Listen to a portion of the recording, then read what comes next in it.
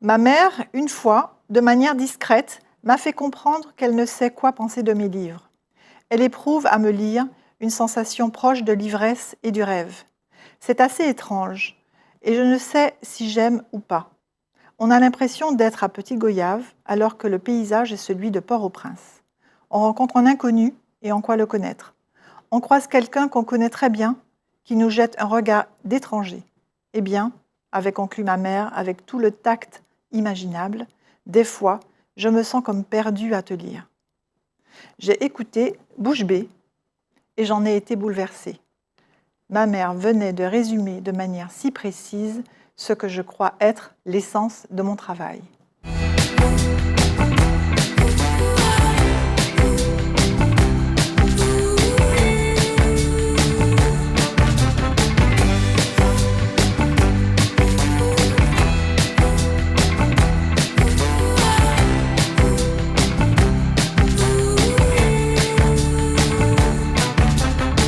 Bonjour à tous, bienvenue dans cette nouvelle émission Au gré des pages. Aujourd'hui, nous avons le plaisir et l'honneur de recevoir Dany Laferrière.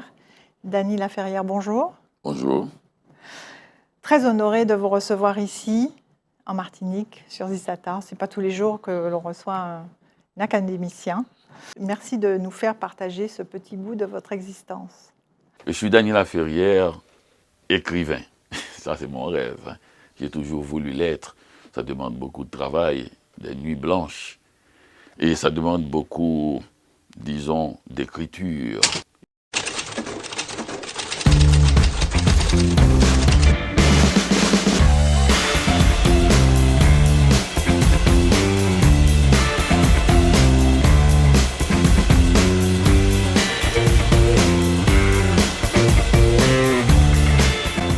Dans son petit taudis du carré Saint-Louis, le héros de l'histoire écrit un roman pour s'en sortir.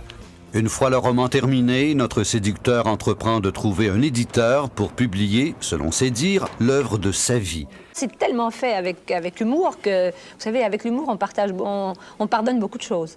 Oui, parce qu'il y a beaucoup de tendresse dans l'humour. C'est toujours, dès que l'humour arrive, ça veut dire que ce que vous lisez là, il y a quelque chose qui est une distance, qui est un petit désespoir secret de celui qui tient, qui parle avec cet humour-là. C'est un regard toujours tendre, l'humour. Si j'ai voulu être célèbre, c'était pour moi, mais c'était pour ma mère aussi, qui m'avait dit, je me souviens, avant de partir, fais quelque chose là-bas, dont je puisse être digne de toi. Bien, voilà la recette magique de Dany Laferrière, un Haïtien arrivé au Québec sans le sou et qui est parvenu, en un coup de main, à sortir de l'anonymat grâce à son humour provoquant.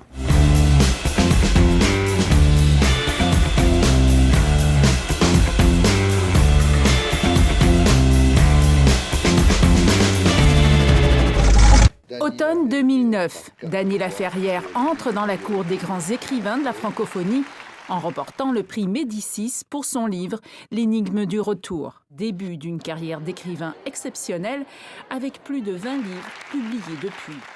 Je voulais être un Hemingway, un Bukowski. Je voulais écrire en entendant la musique et de la machine à écrire. Tac, tac, tac, tac, tac, tac, tac. Dany Laferrière a peut-être conquis le cœur des Québécois, mais il est bien loin de se douter qu'il va bientôt conquérir le monde.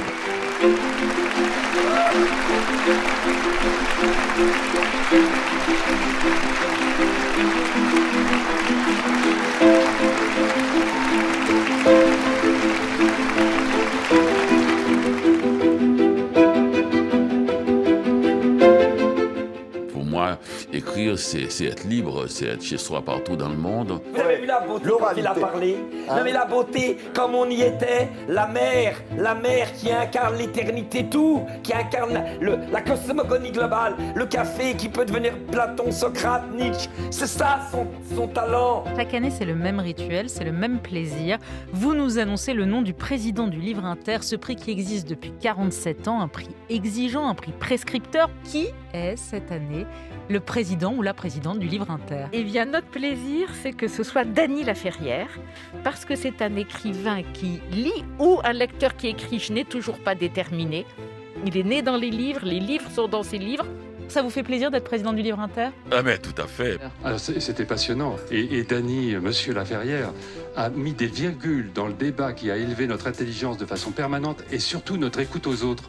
Et il y avait des phrases passionnantes. Il y avait un spécialiste de littérature médiévale et on a ouvert nos esprits, on a regardé les œuvres de tous les côtés, de tous les angles et c'est devenu un moment d'échange comme on en a très rarement dans une vie. Je me souviens, enfant, j'étais couché dans le petit lit dans la chambre de ma grand-mère et je n'avais qu'à attraper Dumas, les 3 mousquetaires, et je n'étais plus là.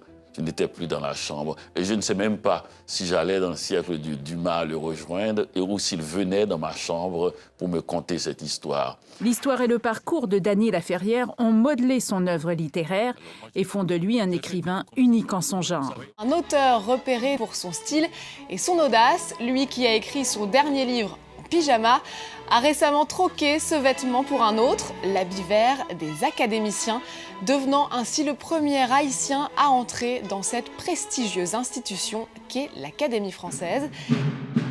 C'est un couronnement. Dany Laferrière marque en tout cas l'histoire de la culture francophone. Il est devenu le premier Québécois, premier haïtien à être élu à l'Académie française. Mon identité, c'est la liberté. C'est la liberté. Ce que j'aime avec la langue française, c'est que quand je la parle, je me sens plus élégant. Et je voudrais le rester, bien sûr. Un écrivain unique qui va donc faire son entrée dans l'immortalité.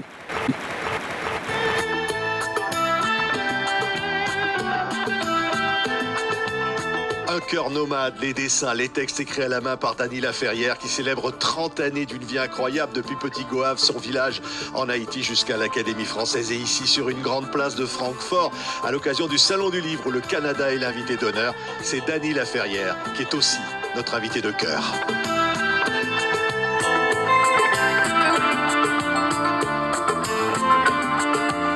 Un cœur nomade, Dany.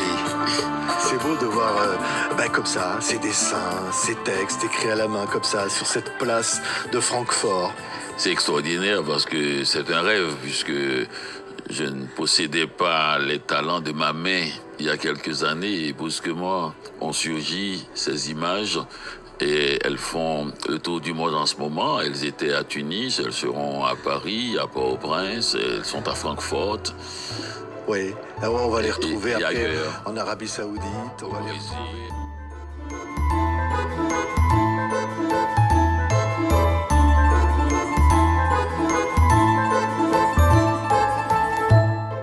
Je crois que le livre n'est pas le but final de ma vie, c'est tout simplement un témoin et pour dire que j'ai voulu être avec les autres. J'écris et si on aime ce que j'ai écrit, j'apparais.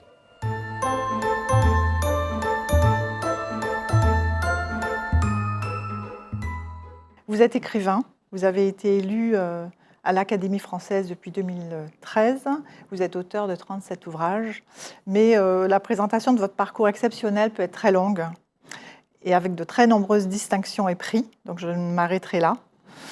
D'autant plus que vous dites que vous rêvez d'une biographie qui exclut les dates et les lieux pour tenir compte que des émotions ou des sensations même fugaces. Je vous cite, « J'ai toujours rêvé d'une biographie qui excluait les dates et les lieux pour tenir compte que des émotions ou des sensations même fugaces. La première fois que j'ai vu une libellule, la fois où je suis rentrée dans la mer en ignorant qu'il fallait savoir nager, la fois que j'ai assisté à l'exécution d'un prisonnier politique près du cimetière de Port-au-Prince, le dernier regard de ma mère me voyant partir en exil, ma première promenade dans la cour de l'Académie, et toutes les fois que j'ai regardé un ciel étoilé en espérant trouver la Niña Estrellita. » Est-ce que ce sont par les émotions que l'on peut le mieux vous rencontrer, Dany Laferrière? Je ne peux pas dire comment on doit me rencontrer. Ce serait d'un ennui mortel si je pouvais afficher ici, n'utiliser que l'émotion. Je peux dire comment moi j'aime bien rencontrer les gens. Et par toutes les pores, par tous les trous, par tous les orifices, par tout disons, les éclats possibles. Et parce que j'aime bien rencontrer les gens, je suis intéressé par leur manière d'être, leur disponibilité comme leur indisponibilité. J'aime les voir dans toutes les réactions possibles face aux événements de la vie quotidienne. La leçon de style que vous donne Nina Simone, que vous découvrez dans un bar, le premier soir de votre arrivée à Montréal, vous marque. Et vous dites que vous voulez retrouver cette grâce dans l'écriture, l'intensité, l'émotivité, le côté nonchalant de l'apparence. Est-ce qu'on peut dire que cette recherche est l'axe fondateur de vos créations? Ah non, je ne sais pas, je ne crois pas. Et l'acte fondateur de ma création, c'est ma grand-mère, c'est la tasse de café. Et c'est le fait que sa production, elle, c'était de faire du café et de l'offrir aux gens qui passent dans la rue afin d'avoir une conversation avec eux. Donc le café, c'est comme un trait d'union entre les gens. Et l'idée d'utiliser ce petit bonheur, cette parenthèse dans la journée qui est la tasse de café, pour savoir comment va la ville, et me semble être proche de l'écriture, puisque le café est noir comme l'encre, puisque la cafetière a une petite fumée comme la lampe d'Aladin, où le génie créateur sort, puisque ma grand-mère raconte, pose des questions comme un narrateur qui veut savoir et qui fait le dialogue socratique souvent. Ma grand-mère pose des questions pour savoir ce qui se passe dans la vie des gens, des choses qu'ils ignorent. Et eux-mêmes, avant les questions de ma grand-mère, et moi qui écoute silencieusement, je suis un peu l'auteur. Et donc, cette petite scène qui se passait et chaque jour, presque, dans mon enfance, avec ma grand-mère sur la petite galerie en avant, et de la maison devant la rue, et bien pour moi, c'était le roman quotidien. Et c'est la plus grande leçon de littérature que j'ai eue. Effectivement, l'enfance, c'est quelque chose d'important pour vous. On va y revenir tout à l'heure.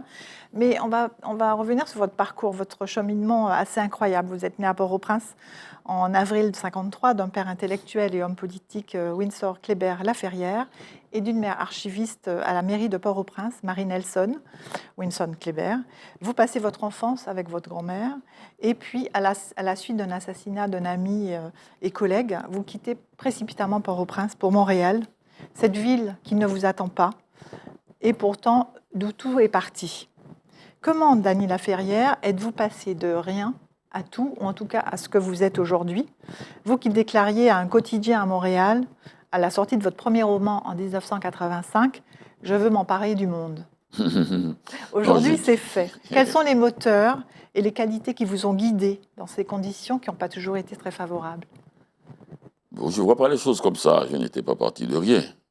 Absolument. J'étais parti avec une fabuleuse enfance, avec une adolescence survoltée et un jeune homme inquiété par la dictature et qui arrivait quand même à faire son travail de journaliste.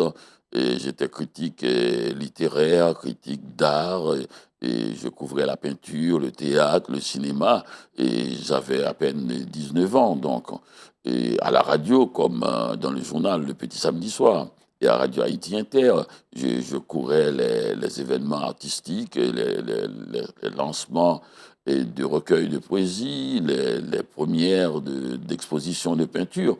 Et puis je lisais à la bibliothèque des écrivains de tous ordres, de tous les pays, de tous les styles. Ah non, je n'étais pas parti de rien, pas du tout. Et je ne suis pas arrivé à tout non plus. Et je ne pense pas d'ailleurs. D'ailleurs, il y a quelques années, j'étais rentré à Port-au-Prince et on m'a fait un grand cadeau. Ils avaient mis tous les articles que j'avais écrits dans les journaux et revues, dans le Nouvelliste, le grand quotidien national, et dans la revue Le Petit Samedi Soir. Ils m'ont donné cela, que j'avais écrit entre 19, 20, 21 ans, 22 ans, jusqu'à 23 peut-être, oui. Eh bien, j'ai vu que j'avais fait aucun progrès, mais aucun. Le progrès que j'avais fait, c'est plutôt sur l'étendue. C'est-à-dire que je m'intéressais à plus de choses, de façon plus ample et plus fouillée. J'avais plus de temps et j'avais pris un peu une certaine expérience à faire des recherches et qui soutenaient mes articles, alors qu'à l'époque, je ne pouvais pas trouver ces livres et je n'avais pas ce temps-là, cette expérience-là, mais l'écriture n'a pas changé d'un iota. Ouais. Les phrases étaient déjà brèves. Et l'information était axée sur, disons, fiction et réflexion, c'est-à-dire je mettais en scène mes articles d'une certaine façon pour les faire comprendre mieux, et puis en même temps aussi agrémenter de réflexion et tout cela avec des phrases brèves et incisives. Donc je n'ai pas évolué. Vous êtes resté le même, vous avez nourri votre être avec toutes ces lectures. Vous avez depuis toujours caressé le rêve de devenir écrivain. Vous dites qu'avec votre machine à écrire Remington 22, vous avez commencé à taper avec un seul doigt tout ce qui pouvait vous manquer dans la réalité. Est-ce que l'écriture a été ou est un moyen de rêver pour créer cette réalité que vous n'avez pas eue ou eue? C'est un prolongement, c'est-à-dire que ce n'est pas quelque chose hors de moi, l'écriture. C'est pas allons rêver, je vais écrire et pour pouvoir rêver. Non, je pense que c'est un prolongement. D'abord, je rêve la nuit, quand je dors, je rêvais beaucoup, beaucoup à mon enfance, beaucoup, et très peu à mon adolescence, et très peu aussi dans l'époque contemporaine. Je rêve très rarement je fais des rêves qui se passent à l'étranger, hors d'Haïti, très rarement. Tous mes rêves se passent en Haïti. Et 80% se passent durant mon enfance. Et même quand je rêve de choses, disons, de la vie quotidienne, de la vie que je vis en ce moment, et par exemple, si je rêve de l'Académie française, eh bien, je vois qu'elle est à Petit Goâve. Ah oui. Et oui, et puis, donc ça veut dire que le lieu n'a pas changé. Ouais. Et déjà, comme vous avez fait, c'est ça qui inquiétait ma mère. Et qui lui faisait se poser des questions. Et à propos de l'écriture, elle était plus habituée à quelque chose de très concret, de très réaliste. Et brusquement, elle tombait dans une écriture où on ne sait pas c'est quoi le passé, le présent. Les lieux changent, bougent, et on ne sait pas où on est. Ouais. Et ça l'a un peu dérouté, mais c'était ça que je voulais faire. Et oui, c'est ça. C'est ça. Alors, aujourd'hui, vous êtes à l'Académie française, élu au premier tour, au fauteuil 2, celui de Montesquieu. Qu'est-ce que cela signifie pour vous et qu'est-ce que ça représente? C'est très important, mais en même temps aussi, ce n'est pas plus important que quand j'ai écrit mon premier livre. Parce qu'il faut tous les livres et pour entrer à l'Académie française, parce qu'il faut une œuvre. C'est pour ça que les gens sont plutôt âgés quand ils entrent à l'Académie, parce qu'il faut être au-delà des petites anxiétés et d'un jeune écrivain qui se demande où il va. Donc l'œuvre doit être faite et c'est cette expérience globale qu'on met à la disposition du dictionnaire. Donc c'est ça qu'il faut comprendre. C'est tout simplement une institution qui recrute des gens libres, des gens qui ne se demandent pas en quoi leur avenir sera et qui n'attendent pas les compliments constants. Et puisque leur œuvre est presque là, elle n'est peut-être pas achevée, une œuvre est achevée que quand on est mort, mais l'essentiel est là, on comprend leur démarche, eux-mêmes acceptent qu'il peut y avoir des choses différentes. Et alors, à ce moment-là, si vous avez une grande connaissance des mots, puisque vous avez beaucoup employé les mots dans toutes les formes, eh bien, on vous accepte dans cette compagnie et pour aider à faire un meilleur dictionnaire possible. Et naturellement, pendant qu'on est ensemble et on forme une compagnie, on vous demande d'être un peu courtois, puisque vous allez vivre toute votre vie jusqu'à la mort ensemble. Ouais. Et c'est intéressant de ne pas se fâcher trop souvent. Alors, on va parler de ce livre, Un certain art de vivre, un ouvrage que vous avez présenté au Festival En Pays Rêvé, dont vous étiez l'invité d'honneur. C'est votre 36e ouvrage et que vous dédiez, je vous cite, à tous ceux que je croise ici et là, qui s'étonnent gracieusement de ne m'avoir jamais lu, promettant de le faire dans une autre vie. En quoi cet ouvrage, petit dans sa forme, recueil de petites notes, reflète-t-il, comme vous dites, l'ensemble de votre production littéraire passée et à venir? Est-ce que c'est l'illustration de ce que vous appelez l'esthétique de la roue? C'est peut-être le dernier mouvement de la roue, ce qui n'est pas vrai puisque je continue à écrire, mais je veux dire que l'esthétique de la roue, c'est tout l'ensemble. Dès que j'ai commencé le premier livre, Comment faire l'amour avec un ex sans se fatiguer, c'est le fait qu'il y a dans les autres livres cette vitalité qu'on trouve, je dirais, en peinture, chez Matisse, ces couleurs primaires, cette façon cette fausse naïveté qui fait que les gens croient que c'est très facile puisque c'est sujet, verbe, complément et que j'ai l'air de dire les choses comme ça, et comme ça vient, et alors que c'est une composition picturale. Et ça, c'est le style, et qui revient sans cesse, qui ne change presque pas. Et quant aux ingrédients et ils sont à peu près inchangés aussi, c'est-à-dire cette passion pour l'émotion et pour... et je ne cherche pas à rendre anxieux mes lecteurs, et cela ne m'intéresse pas. Je trouve que la vie est chargée d'anxiété déjà, et je ne cesse pas à les consoler ni à les rassurer. Et ce qui fait que le lecteur ou la lectrice a l'impression qu'il n'est pas concerné dans le bon sens. C'est-à-dire que les problèmes qui sont dans ce livre, ce ne sont pas des problèmes qui vont s'ajouter à ces problèmes à elle. Et donc, elle a le loisir, cette lectrice, de choisir le plat qui l'intéresse dans le livre. Pour moi, le livre, j'entends souvent les gens dire que moi, je m'empare, je suis là. Je pense aussi que le livre est fait pour signaler qu'il y a d'autres sensibilités dans le monde, et pas uniquement la nôtre, et que ne pas adhérer à cette sensibilité ne veut pas dire qu'elle ne doit pas exister. Et donc, il faut quand même qu'il y ait cette distance pour bien lire.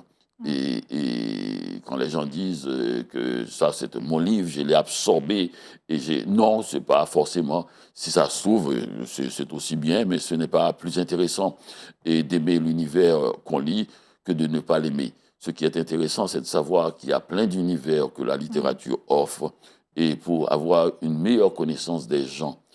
Parce que des fois, on n'aime pas quelqu'un, on aurait bien aimé l'aimer, et on se dit, si on avait une information plus précise de cette personne, peut-être, puisque c'était possible d'être mauvais, c'est très difficile, beaucoup plus difficile qu'on le croit. Beaucoup de gens cherchent à être mauvais, mais en fait, ils échouent souvent. Donc, si on avait l'information, et brusquement dans un livre, on voit décrire quelqu'un qui n'est pas plaisant, et on voit la source, pas l'explication du tribunal où l'on cherche les circonstances atténuantes, et non. On voit un autre aspect de ce personnage, expliqué par un écrivain qui a une distance avec ça, et non comme vous l'êtes vous-même, et sans distance. Et puis là, on se dit, peut-être qu'on a raté cette personne. Vous savez, et dans ce dernier livre, ou bien dans un autre livre, j'ai parlé des rencontres qu'on peut avoir avec quelqu'un. Et il y a une femme, je parlais des questions de race, et des questions raciales. Ça s'appelle Petit traité du racisme. Oui, et en Amérique, et la personne raconte, il dit, je rencontre des gens, je crois que ce sont des gens sympathiques, et ils se révèlent racistes. Et puis la jeune fille qui est blanche répond, ah ben c'est comme moi avec les hommes. Ceux qui ont l'air plus sympathiques, dès que je les vois, je prends mes jambes au cou, parce que c'est les pires. Je préfère ceux qui ont l'air de mauvais poils, et quand on finit par les connaître, ils se révèlent beaucoup plus sympathiques, beaucoup plus intéressants. Oui, oui. Beaucoup plus vrais surtout. C'est ça.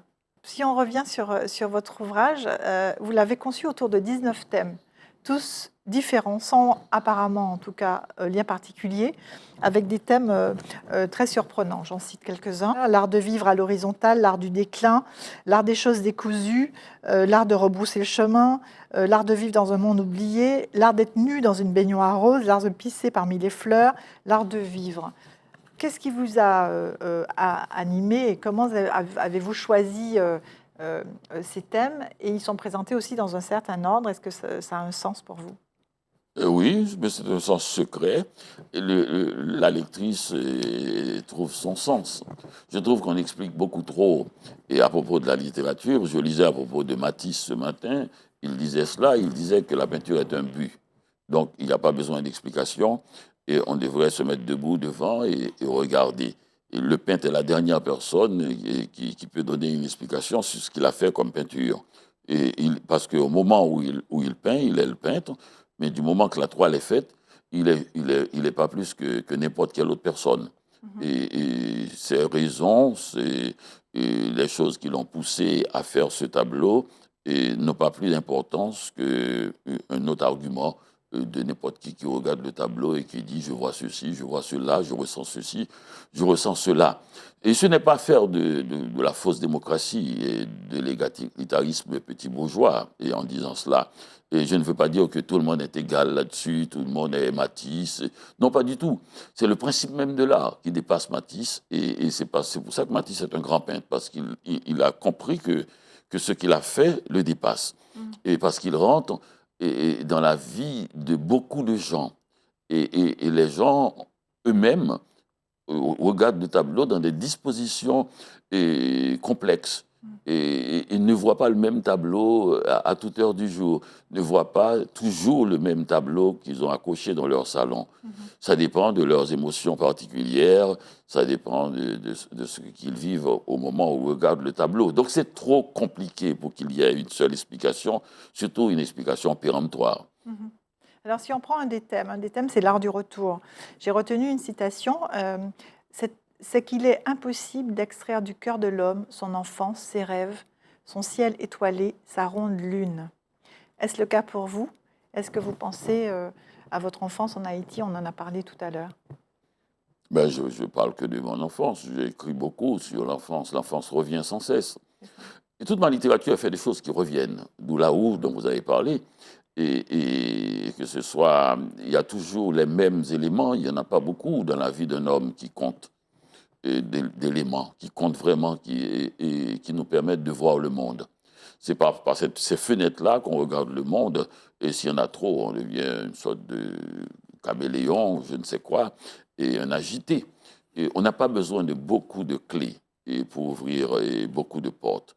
Une clé pourrait suffire d'ailleurs si c'est un passe-partout. Bon, moi je n'aime pas les passe-partout, je préfère une clé particulière pour chaque porte, donc pas beaucoup de portes. Vous avez fait un livre qui explose dans le ciel littéraire, qui vous propulse sur la scène. C'est votre fameux roman « Comment faire l'amour avec un nègre sans se fatiguer » en 85. Un titre provocateur, mais qui traduit quand même une réalité, celle du racisme, avec une satire féroce des stéréotypes et des clichés racistes. Est-ce que c'est par la provocation d'un titre qu'on peut faire bouger les choses? Non, pas du tout. Ça dure une semaine. Et les gens font ça au cinéma. Et c'est extraordinaire ce titre. Le titre de ce film, j'aime beaucoup.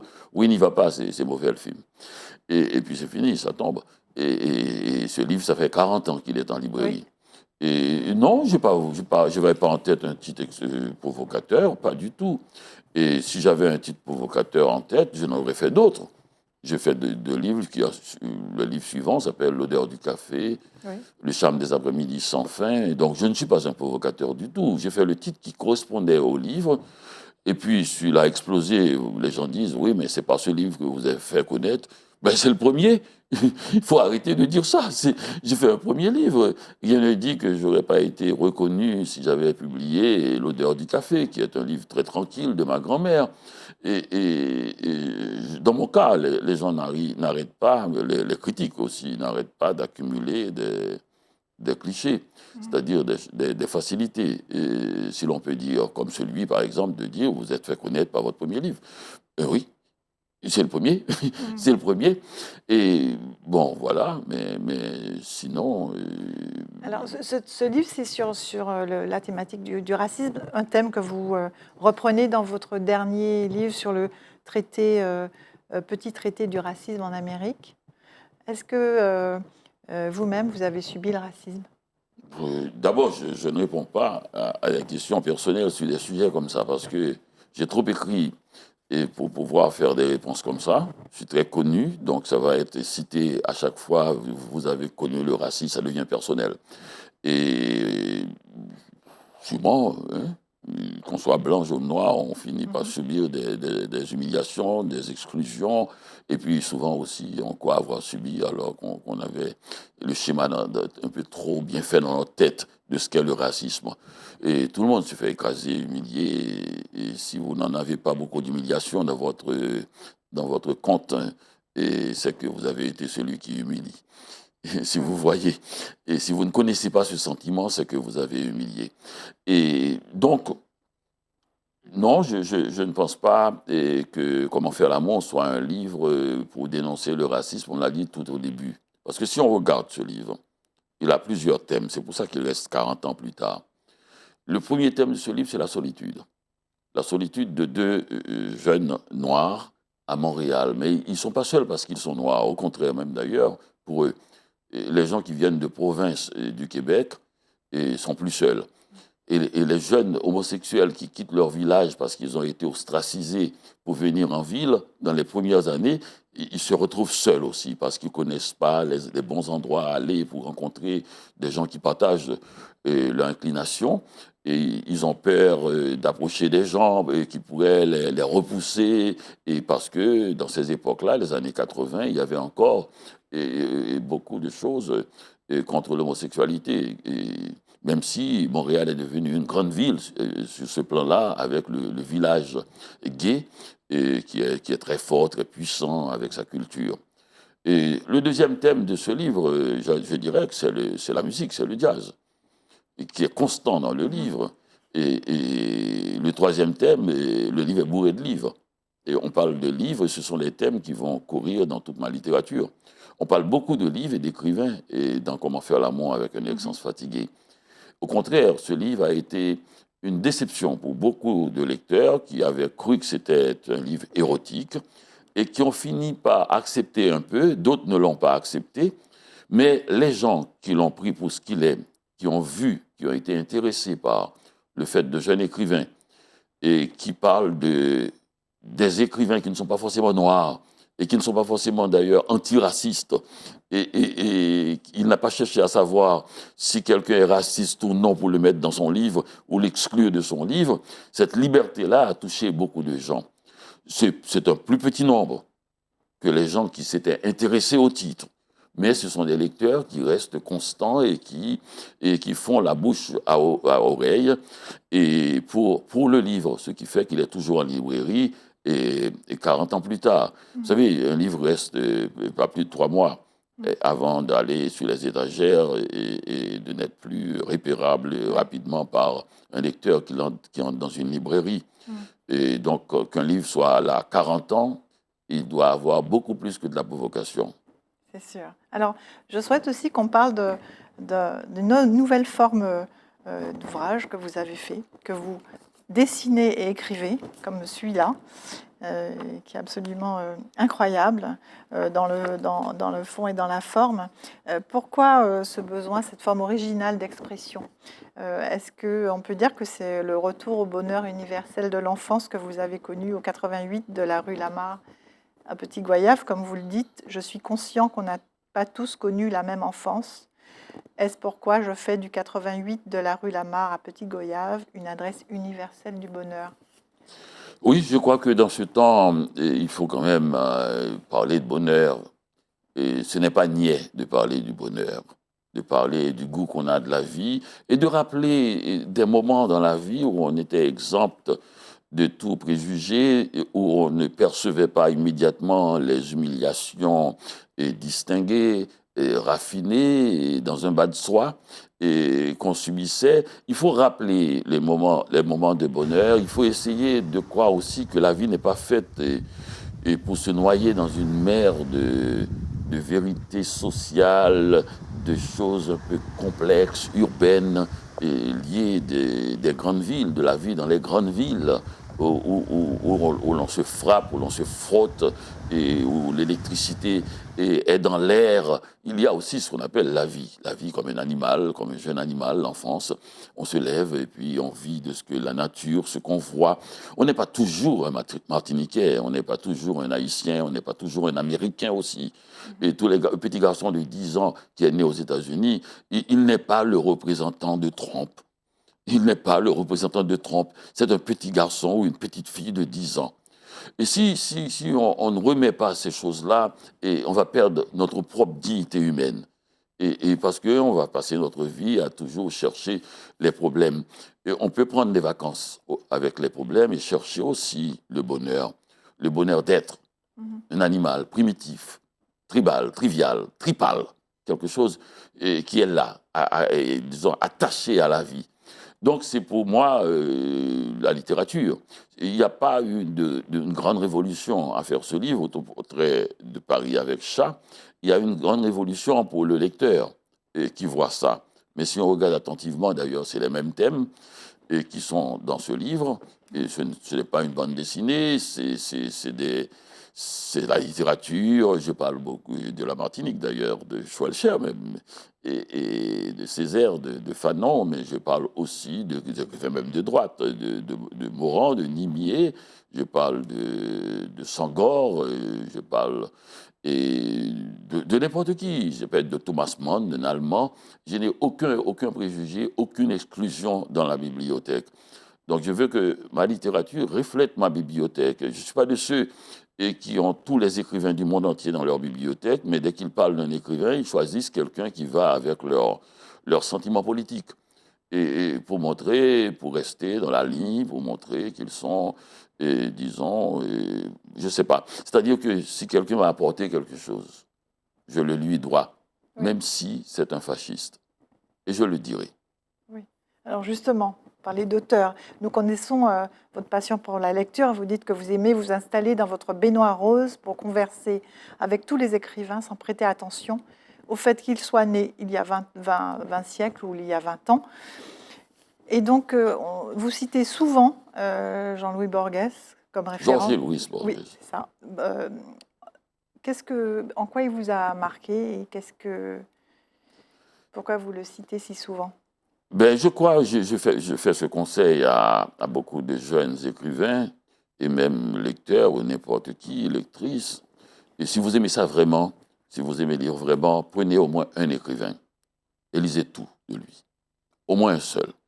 Et ce serait un peu comme un poisson pilote. C'est lui qui va vous diriger dans la bibliothèque. Vous allez former votre sensibilité à quelque chose de plus ancré qu'à tout simplement la vision du buffet chinois où l'on fait son plat tout le temps, où on tourne sa tête à chaque fois qu'il y a une nouveauté. On peut suivre la nouveauté, mais au moins il faut connaître un bon classique, un bon écrivain. On le prend, on lit tout. Et quand on lit un écrivain, on lit aussi les livres que cet écrivain. On lit aussi sa correspondance. On sait bien. Et on sait beaucoup de choses. Et sans même chercher à faire des cours de littérature, on comprend beaucoup mieux la littérature si on comprend au moins un ou une romancière ou poète. Et donc ça, c'est important de mettre cette rigueur en soi et de la lecture. Et Borges, pour moi, c'est ça, c'est l'écrivain pilote, c'est le poisson pilote, celui qui m'ouvre les portes étroites de la littérature. J'ai presque tout lu de lui. Quand je dis presque, j'ai souvent tout lu de lui. Très bien. Écoutez, merci beaucoup, Dany Laferrière, pour ce moment d'échange, de partage. Merci beaucoup. Merci, chers téléspectateurs, de nous avoir suivis. Je vous donne rendez-vous prochainement pour découvrir un nouvel auteur et un nouvel ouvrage. À bientôt.